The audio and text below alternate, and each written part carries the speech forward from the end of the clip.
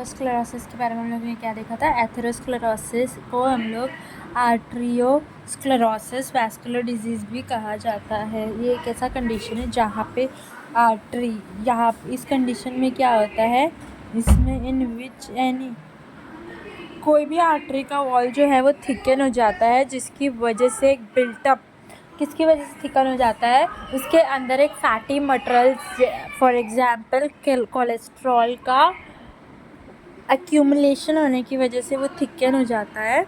ठीक है, अब हम लोग देखने वाले हैं कि ये कॉमनली इसको हार्डनिंग और थिकनिंग ऑफ आर्टरी के नाम से जाना जाता है। ठीक है, लेकिन इसमें क्या होता है ना, इसमें ब्लड फ्लो रिस्ट्रिक्ट होता है। ब्लड फ्लो क्यों रिस्ट्रिक्ट होता है? ब्लड फ्लो रिस्ट्रिक्ट इसीलिए होता है क्योंकि वो जो प्लैक्यूज है वो बर्स्ट होके एक स्मॉल ब्लड क्लॉट में फॉर्म हो जाता है, जिसके वजह से आगे जाके ये हार्ट अटैक और स्ट्रोक के का चांसेस बढ़ा सकता है।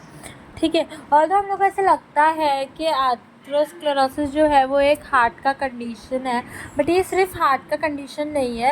एथेरोस्क्लेरोसिस बॉडी की कोई भी आर्टरी में हो सकता है, और एथेरोस्क्लेरोसिस जो है वो प्रिवेंटेबल है, वो क्योरेबल है, वो ट्रीटेबल है, तो हम लोग को इतना टेंशन लेने की ज़रूरत नहीं है।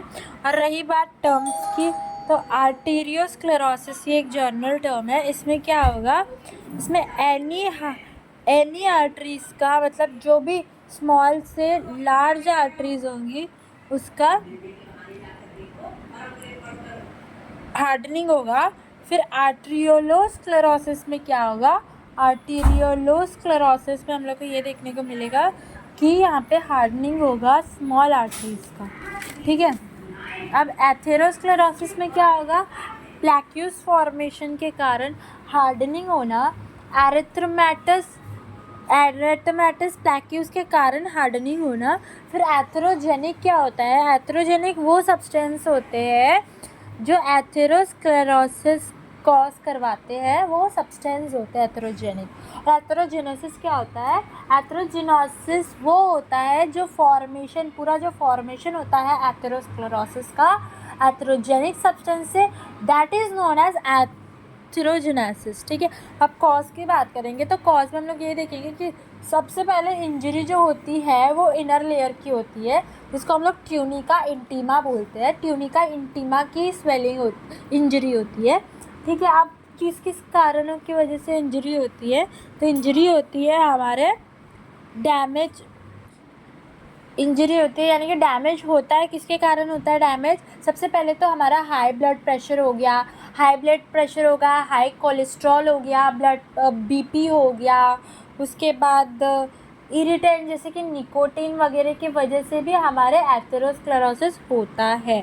ठीक है, अब एपिडेमियोलॉजी की बात करेंगे तो एपिडेमियोलॉजी यानी कि उसका कहाँ मतलब किधर ज़्यादा होता है किधर कम होता है वो बताएंगे। तो एपिडेमियोलॉजी में हम लोग ये देखेंगे कि एथेरोस्क्लेरोसिस जो है वो लेस प्रिवेंट होता है, मतलब बहुत कम देखा जाता है, उसका बहुत कम देखा जाता है सेंट्रल और साउथ एशिया में, अमेरिका में, अफ्रीका में। ज़्यादातर मोर प्रिवलेंट ये होता है यूनाइटेड स्टेट और जापान में, और ज़्यादा मोर्टेलिटी जो होती है 5 टाइम ज़्यादा मोर्टेलिटी जो होती है वो यूएस की होती है जापान से। और हम लोग क्या देखने वाले हैं कि अगर हम लोग डेटा देखा जाए यूएस का, तो 2004 का अगर डेटा निकालेंगे तो 65% मेंस में और 47% वुमेन्स में देखा गया है। उसके बाद हम लोग पैथोफिजियोलॉजी यानी कि हम लोग उसका पैथोजेनेसिस देखेंगे, तो हम लोग को क्या देखने को मिलेगा, आर्टरी का वॉल जो है वो डैमेज हो गया। आर्टरी का वॉल डैमेज होने की वजह से क्या होता है, आर्टरी का वॉल डैमेज हो गया, एक सेकेंड, आर्टरी का वॉल डैमेज हो गया, उसकी वजह से क्या हो गया, जिस जगह पे डैमेज हुआ है वहाँ पे जाके स्टिक होना शुरू हो जाएगा हमारा फैट, कोलेस्ट्रॉल वगैरह। ठीक है, फैट स्टिक होना शुरू हो जाएगा तो हमारा इम्यून सिस्टम आएगा वहाँ पे उसको रिमूव करने के लिए वहाँ पे आएगा, लेकिन वो एज अ फोम सेल वहीं पे सेटल डाउन हो जाएगा। फोम सेल के तरह वो उधर ही सेटल डाउन हो जाएगा। उसके बाद क्या होगा, फोम सेल की तरह वो वहीं सेटल डाउन होने के बाद मसल ग्रो होना शुरू हो जाएगा वहाँ पे। जब वहाँ पे मसल ग्रो होना शुरू हो जाएगा उसके बाद वो एज अ प्लैक्यू की तरह कंसिडर हो जाएगा। अब प्लैक्यू की वजह से हमारा ब्लड फ्लो नहीं हो पाएगा प्रॉपर, और ब्लड फ्लो नहीं होने के कारण स्ट्रोक और हार्ट अटैक की समस्याओं का हम लोगों को देखना पड़ेगा, मतलब सामना करना पड़ेगा। उसके बाद रिस्पॉन्स कैसे होता है इंजरी का? सबसे पहले क्रोनिक एंडोथेलियल इंजरी हो जाएगी। क्रोनिक एंडोथेलियल इंजरी के बाद वहाँ पे क्या हो जाएगा? लिपोप्रोटीन का एक्यूमुलेशन हो जाएगा, फिर मोनोसाइट एडिशन हो जाएगा। मोनोसाइट एडिशन के बाद हम लोग को वहाँ पे देखने को मिलेगा प्लेटलेट एडिशन। प्लेटलेट एडिशन के बाद फैक्टर रिलीज और स्केलेटल मसल, स्मूथ मसल पॉलीफ्रेशन और ईसीएम का पॉलीफ्रेशन देखने को मिलेगा। उसके बाद एट द एंड हम लोग को लिपिड का एक्यूमुलेशन भी देखने को मिलेगा वहाँ पे। उसके बाद हम लोग देखेंगे इसका सिम्टम्स में ये देखेंगे कि ज़्यादातर ये अडोलेसेंट्स के अर्लियर स्टेज में देखा जाता है, बट ये मेजर आर्टरीज में फाउंड होता है, ठीक है, यूजुअली। और हम लोग ये देखेंगे कि इसका जो सिम्टम्स है हम लोग को पहले ही नहीं पता चल जाएगा। यूजुअली इसके सिम्टम्स जो होते हैं वो प्रॉपर ब्लॉकेज या फिर नैरोइंग होने के बाद ही देखने को मिलता है, ठीक है, प्रॉपर नैरोइंग होने के बाद ही देखने को मिलता है। नैरोइंग होने की वजह से प्रॉपर सप्लाई नहीं होगा, और सप्लाई नहीं होने की वजह से क्या होगा? सप्लाई नहीं होने की वजह से ऑर्गन और टिश्यू में हम लोग को कॉम्प्लिकेशंस देखने को मिल सकते हैं, ठीक है। उसके बाद आता है ब्लड क्लॉट, जो है ना वो कम्प्लीटली ऑब्स्ट्रक्ट भी कर देता है, ब्लड फ्लो को कम्प्लीटली जाने भी नहीं देता है, जिसकी वजह से स्ट्रोक और हार्ट अटैक के चांसेस देखने को मिल सकते हैं।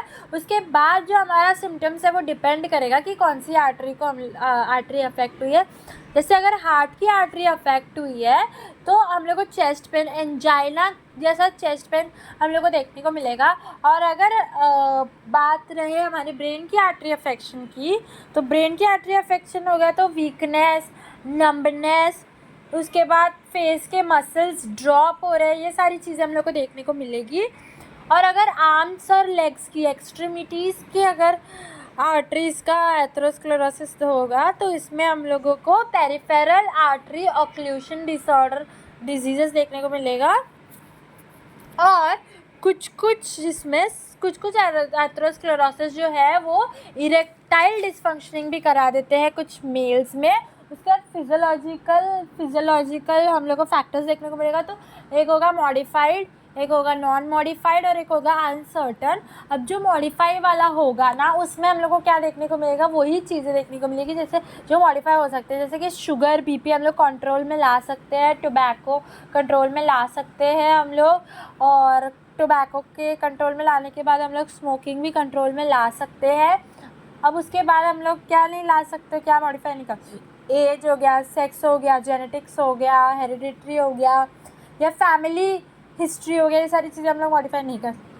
और अनसर्टन में क्या आ जाएगा? जैसे कि हमारा हाइपरथायरॉयडिज्म हो गया, जैसे कि सीडेंट्रिक लाइफस्टाइल हो गया, उसके बाद तो हम लोग एक्सरसाइज एंड ऑल हो गया, ठीक है, ओबेसिटी हो गया, हाई कोलेस्ट्रॉल या हाई कार्बोहाइड्रेट इंटेक हो गया, ये सारी चीज़ें। डायग्नोसिस में हम लोग ये देखेंगे कि जो आर्टरी में हुआ रहेगा वो आर्टरी का पल्स पहली बात तो वीक हो जाएगा या तो एब्सेंट ही हो जाएगा, ठीक है। उसके बाद उसका हम लोग को ब्लड प्रेशर लो देखने को मिलेगा, अफेक्टेड लिम्ब का वूजिंग साउंड जो है वो सुनाई देगा, वूजिंग साउंड हम लोग को सुनने में आएगा। आफ्टर वूजिंग साउंड हम लोग को कुछ टेस्ट कर सकते हैं, जैसे कि ब्लड टेस्ट वगैरह अपन कर सकते हैं। After blood test we can do any angiography या ईसीजी वगैरह कर सकते हैं। ट्रीटमेंट और ड्रग्स की बात करें तो सबसे पहले हम लोग उसको हेल्दी डाइट लेने के लिए बोलेंगे, उसको एक्सरसाइज करने के लिए बोलेंगे। उसके बाद हम लोग ड्रग्स के लिए उसको एंटी कोलेस्ट्रॉल, एंटी प्लेटलेट और एंटी डायबिटिक ड्रग्स का एंड बीपी के मेडिकेशंस का यूज़ करने बोलेंगे। उसके बाद अगर हम लोग बात करेंगे एंजियोप्लास्टी की, तो एंजियोप्लास्टी की हम लोग ये बात करेंगे तो उसमें हम लोग को long thin tube like tube जो है वो हम लोग को देखने को मिलेगा, हम लोग को अंदर डालने मिलेगा वो उसके और बलून जैसे वो फूलेगा एक एंड में, ये सारी चीज़ें। उसके बाद अगर हम लोग देखने जाएंगे तो उसके बाद हम लोगों को देखने को मिलेगा एक एंड एटरोएक्टमी। एंड एटरोएक्टमी क्या होता है, ये बेसिकली उसका सर्जिकली रिमूवल होता है उस फैट का, ठीक है। इसको हम लोग कैरोटिड आर्टरी में हो गया तो कैरोटिड एंड्रेक्टमी के नाम से जाना जाएगा। फिर थ्रोम्बोलाइटिक थेरेपी की बात करेंगे तो एक थ्रोम्बोलाइटिक थेरेपी ये होता है कि ब्लड क्लॉट में हम लोग एक क्लॉट डिज़ोल्विंग, या फिर हम लोग बोलेंगे उसमें हम लोग ऐसा क्लॉट डिज़ोल्विंग ड्रग्स देंगे उसको, जिसकी वजह से वो क्या होगा, वहाँ जाके वो एरिया को वो ब्रेक डाउन करेगा और ब्रेक डाउन करने की वजह से हम लोग को देखने को मिलता है, ठीक है। उसके बाद अगर हम लोग बात करते हैं किसी होम रेमेडीज़ की और लाइफस्टाइल की तो हम लोग उसको बोलेंगे कि कुछ दिन, हफ्ते में कुछ दिन तो एक्सरसाइज किया कर, स्ट्रेस फ्री रखा कर अपने माइंड को, प्रॉपर डाइट लिया कर और स्मोकिंग एंड ऑल तो स्टॉप कर सकता है। ये सारा हम लोग देंगे। तो ये था हमारा एथेरोस्क्लेरोसिस